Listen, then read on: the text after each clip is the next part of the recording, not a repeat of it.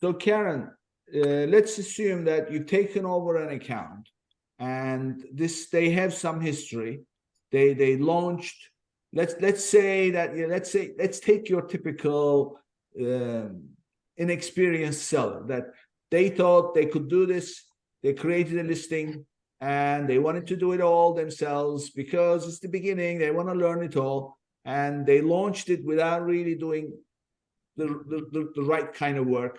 And they ran their PPC. 6 months have gone by. Obviously, they're not working, and they decided that's it. I'm going to bring somebody. So they now come to you. What is it that you're looking at? Give us some quick, 3-minute tips. Look at this, and this would be the thing that I would go after.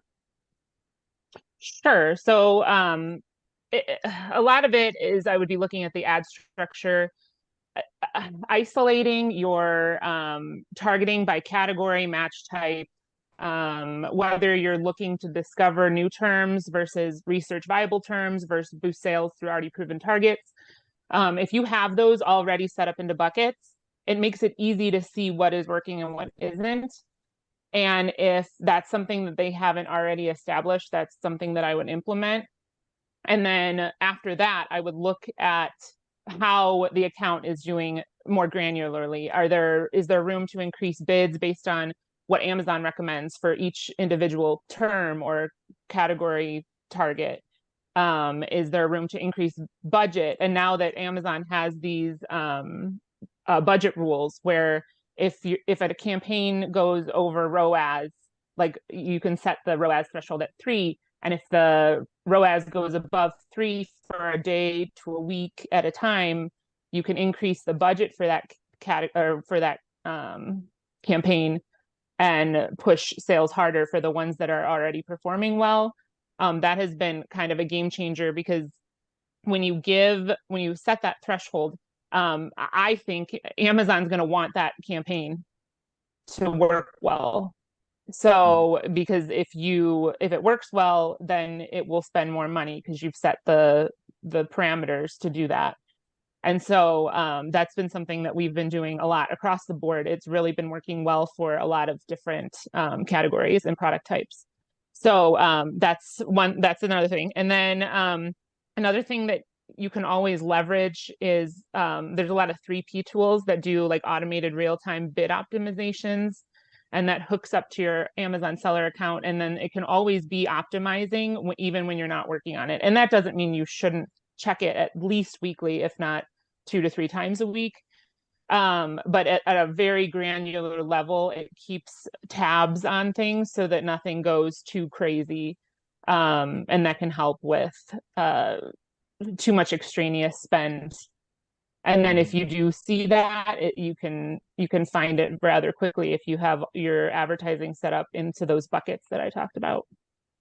And do you ever cross reference the search query performance data in terms of which keywords are performing well with the purchase rate and the click-through rate versus the PPC performance of those same keywords? So for example, if you are selling, the favorite example of everybody gives garlic crushers or pillow covers. So let's say pillow cover. So let's say that you have decorated pillow cover and you are indexed for it. You are bidding on it, and it's one of the main keywords. And then and when you look at the search query performance, you are seeing low click-through rate and low purchase rate. So do you get more aggressive on the bidding, or do you do something else? Yeah. So that's, can I say one thing, Jeannie? Yeah, absolutely. Yeah.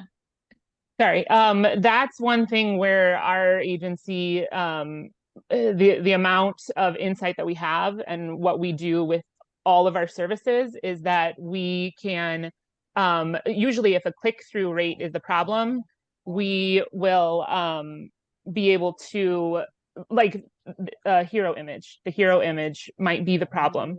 If ads are showing up and Amazon has established this as a relevant product for the search term, then maybe it's the hero image that's not drawing the customer in and they're not Yeah. clicking, or maybe it's the bullets or the secondary images that aren't converting it once they reach through, once they do click through. Right, or maybe So we those are the targeted kinds the of things. product totally wrong. Sorry, Karen, I just can't help myself. No, that's okay. But, It's but okay. this is like why we work as a team, right? Because Yes. Karen can say, hey, this is not my problem. You know, because we, you know, if you're a pay-per-click agency, you can only do so much, right? And that click-through rate is really depending on, you know, have you targeted it correctly? You know, is your title compelling? Are your images compelling? Did you hit the whatever is converting the customer correctly? And so, yeah, so usually when that happens, Karen throws it back to the rest of the team and is like, step it up, guys. Yeah. Well, thank you, Karen. I mean, you know, we do, this does not do justice to Karen. Unfortunately, we give her just a few minutes. But Karen we could do hours. I would, and I want her to do hours, but she's, you know, very busy. Yeah. I actually, you know what happened the other day, and I just threw in search query performance as a curveball. It happens to be my latest favorite subject. But we did an episode. It hasn't aired yet. It's gonna air. We have even a cliffhanger at the end because we've got and it's all about PPC, by the way. It's how to structure your Amazon PPC, and then we've got a cliffhanger at the end with a question that will be answered on the second episode with the same guest. So so this is a deep subject, but you know, we're gonna have to move on to the fourth point.